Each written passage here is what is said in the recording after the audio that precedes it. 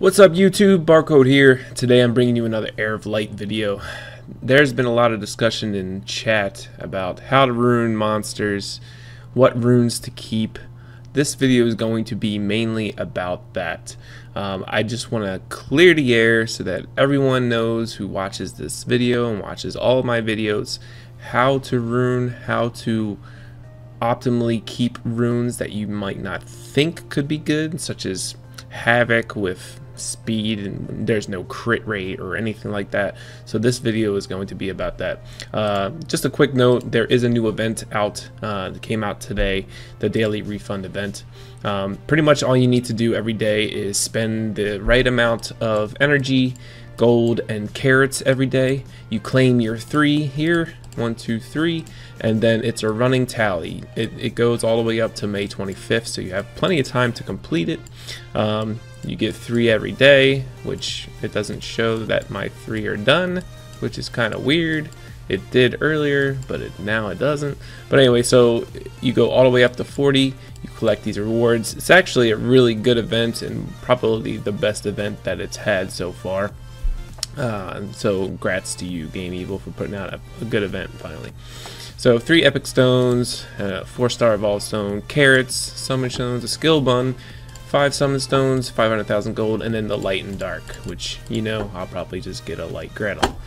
But I am cool with that. Anyway, so today's video, like I said, is going to be about runes. So what I want to just talk about is slot 1 through 6. When someone calls out a rune set in chat, they'll say, you know, eruption blade, speed, crit damage, attack, something like that. Okay, what they are referencing is eruption is the 4 set, so you need the 4 set. Blade is the 2 set. 6 runes altogether, so 4 plus 2 is 6. Good job, mathematics. Okay, so when they say speed, crit damage, attack, what they mean by these 3 stats is it's always going to be the slot 2 is the first one, which would be speed. The second one, if it's, you know, speed, crit rate attack, speed, crit damage attack, whatever the case may be, that is the 4th slot, which is right here, which is the diamond. Okay, so we got triangle for slot 2, diamond for slot 4, and a hexagon for slot 6. But that's what we are referencing when we talk about in chat. Now, things to note: slot 1, slot 3, and slot 5, they will always be consistent in their primary stat: a flat attack, a flat defense, and a flat HP primary stat.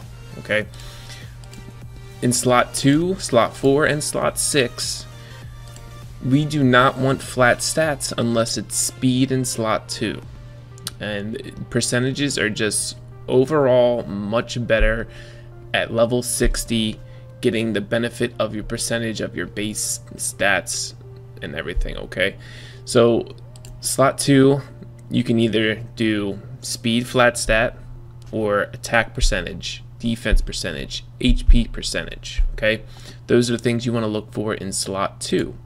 Slot 4, you have crit rate percentage, crit damage percentage, HP percentage, defense percentage, and attack percentage. Now with slot 4, as you can see, I have a 6-star crit rate percentage. Now the reason I put crit rate on a certain build is because I don't have enough crit rate substats, which the substats are these stats that are below the primary stat. I don't have enough substats to equal my overall crit rate that I am looking for. As you can see, her crit rate is 99%. She will crit 99% of the time, and practically all the time. I hardly ever see her miss. However, and that's what I recommend to you, if you cannot get, if you're using it for a nuker build and you want to make sure you crit first, because the crit stats, how I always recommend is, and I said it in a previous video, is you want to get crit rate up first, then focus on attack, then focus on crit rate in your subs to be over 75% at the least, and then you want to look into crit damage. once you get at least, if you can get 75% in your crit rate in just subs alone, then you don't need to go crit rate on your slot 4. You can go crit damage percentage, which is optimally end build material. Okay. Slot 6. So you have attack percentage, defense percentage, HP percentage. You do have effect accuracy and effect resist percentages. Those, a lot of people don't use them. You can, depending on the servant and what uses you have for that. I use an effect accuracy on Dark Dunk. Why? Because I want to make sure that I land his heal block and I land his armor break. And I only use him in world map and sometimes a baton, sometimes tower invasion offense. Okay, all I want literally is that heal block to stick. Okay, so that's the only time that I use effect accuracy. Now, effect resist percentages you could potentially use on like a tank here.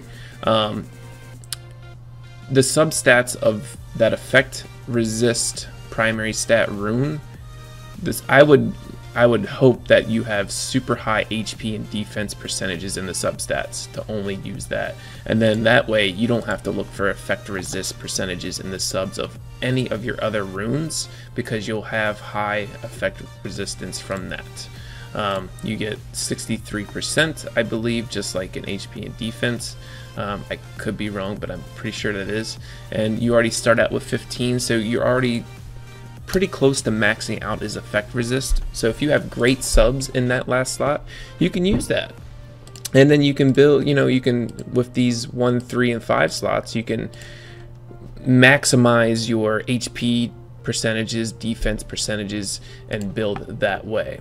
Okay, after that quick Rune 101 guide, what I want to explain now is how to build certain monsters and servants. Okay, like I said before, I always, if it's a nuker, I always look for crit rate first. I always look for at least 75% crit, because if your servants or monsters or masters are not critting on a nuke build, then they're not doing much damage. It's all about the crit and the crit damage. So if you don't have at least 75% crit, I would actually look into getting that and putting a slot 4 crit rate.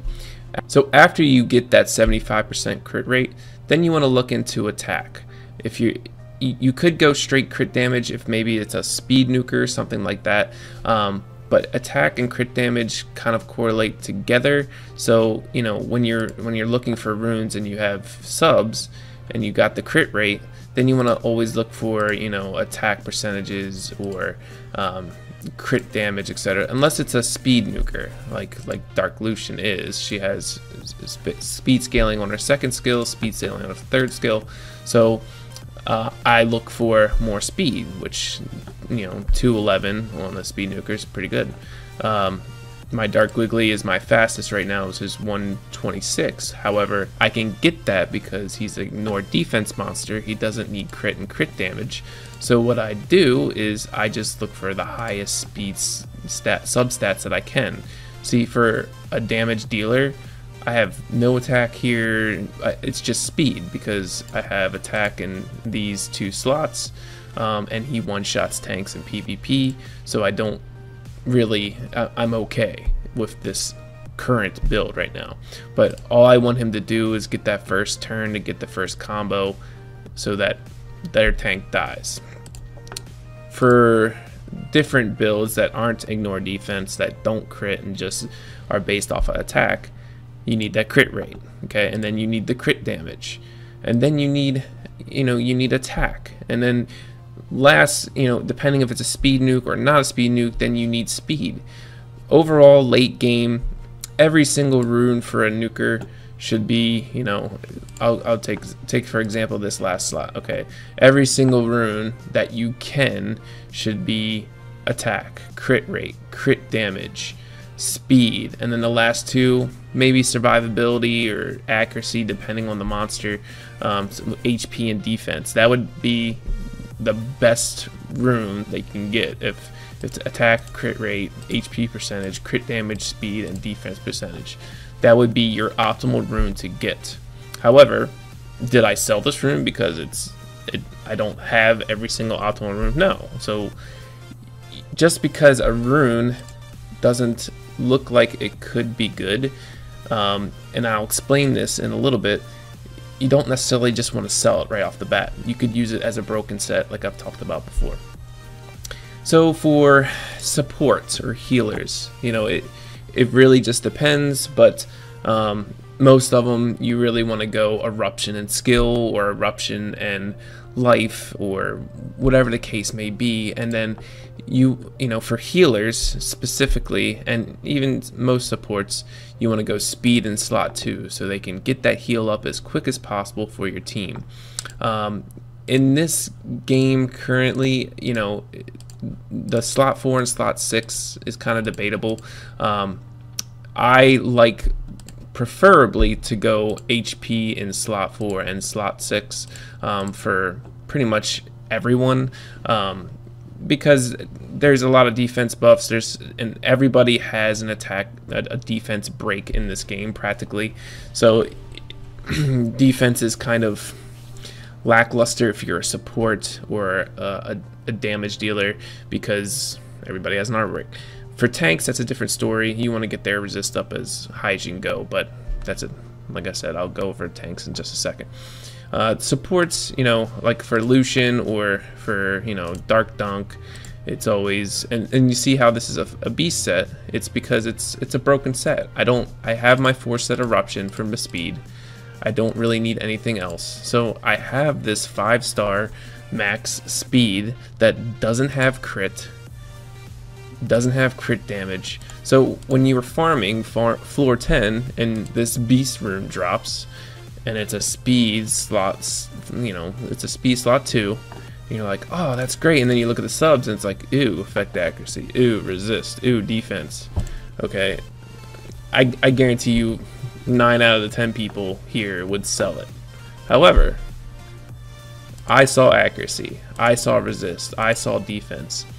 I blocked that beast sign out of my eye and said, okay, I could use this as a broken set. So I leveled it, I got accuracy, resist, defense. It was okay, and I use it, and it works for me. So don't always just sell a rune just because it's not the right set and it's not the right stats with that. For tanks, a lot of tank builds out there that people recommend. For me personally, tanks, depending on their skill set, should always be either double life iron sets, so 4 life sets and an iron set, or it can be 4 iron sets and a life set. I don't like that over the health, just because, like I said, the armor breaks in this game are fluent. Or you can even go like double life and a resist set, but as you can see, it's not always the case. I mean, optimally end game, yes, that's what you want to get, but do we have all the perfect runes yet after a month and a half, almost 2 months in this game? No. So I put my best runes that I can that are tanky on my tank. So I have an iron set, a resist set, and then I have a broken set. Okay, and this is what I mean. You see this Havoc 6-star HP slot, and it's Havoc, yeah, but there's no crit. You know, you see attack and crit damage, but you know, with this set, because it's a 6-star, you know, I would expect more people to keep it. However, some won't, and they'll just sell it automatically. Well, you can still use it. A blade, that's a defense. There was HP on it. I don't even think this was a legendary rune when it dropped. I think it just had crit damage and HP, and then I rolled these flat stats, but whatever. It's a 6 slot, it's defense, and then I rolled twice into HP, I believe. So it was worth. You gotta think outside the box. Just because it's a blade set and there's defense and no attack, you know, you don't just sell it outright. You know, at least roll and make it a +6 to see where your stats are going to go. But with tanks, you want to try to get as much HP as possible. Always go for a minimum of at least 1,000 defense, and then get as much resist as you can. I would say if you can get 100% resist and keeping high, 1,000 defense and as much health as you can, I would do that. And that's because there's so many armor breaks in this game. When they don't armor break, they're not doing damage unless it's ignore defense. Dark hell, yeah, psycho. But the last thing I want to talk about is runes, and I kind of talked about before, blocking out the actual sign of the rune, and you should. I mean, you don't just sell something outright just because it couldn't happen. So a couple runes that I have that could be sold but not. So here's one here. It was a Havoc blade. I mean, it was a Havoc set. It was a 6-star. It was speed. Okay. Right off the bat, when it drops, it's effect accuracy, HP, defense, crit damage. There's no crit on it at all, which with Havoc, you definitely want to have crit because that's the whole purpose of the rune set. However, I didn't sell it. I kept it. I rolled it out. It's got good HP. It's got decent accuracy. So who would you use this on? You would use it on a support. You would use it on a healer. Something like that as a broken set, just like I have here. This Havoc rune I don't have the 4-set Havoc on here. Same with this blade. I don't have a 2-set blade on here. But I do that because it's all about your overall stats. It doesn't matter about rune sets until late end game. It's all about overall stats, and to get you to that end game, you need to use whatever is given to you. Here's another rune here. It's a Petrified Room. It's only a 5-star. However, when I saw it, it's attack primary, but there was no crit rate. It was just effect accuracy, speed, defense percentage. Okay, I kept it. Okay, and I think it was a legendary rune. It rolled twice into speed, and then defense and effect accuracy. So when I saw it, at first I was like, okay, there's no crit, maybe I should sell it. However, I kept it and I rolled it twice, and both first 2 rolls rolled into speed and got +12. +12 is pretty decent this early in the game. I mean, I have pretty much +11 or +12 on every single rune on Dark Wiggly, plus the slot 2 speed, which makes 226. And this works. I feel like this is one of the fastest Dark Wigglies in the game right now, until I see otherwise. So it's always about thinking outside the box, getting those right runes, and using that to your advantage. Okay, so here, it's not a good rune, but it was a beast, and it was defense percentage. Okay, and then there was HP's percentage, accuracy, speed. B set is attack. You're gonna want attack substats on it, obviously, but I saw this as a broken rune. I blocked that B set out of it, and I said, okay, I see defense percentage primary, I see effect resist, I see HP percentage, accuracy, speed. I'm gonna keep it. I'm gonna roll into it. It rolled twice into HP with, I think it was max rolls if I remember, and that's a pretty decent rune for a 5-star. Like I said, you just gotta think outside the box, and you can progress with what the game gives you if you use it correctly. So thank you guys for watching. I hope this rune setup and build and tips and tricks help you. Please comment down below for any criticism, questions you may have. Subscribe, hit that like button, hit the bell, because I'm going to be doing streaming, like I said in the last video, on rush hour, and I might do some surprise streams. So the more audience I get, the more I want to start doing Twitch. So please do that, and I'll see you in the next video. Peace.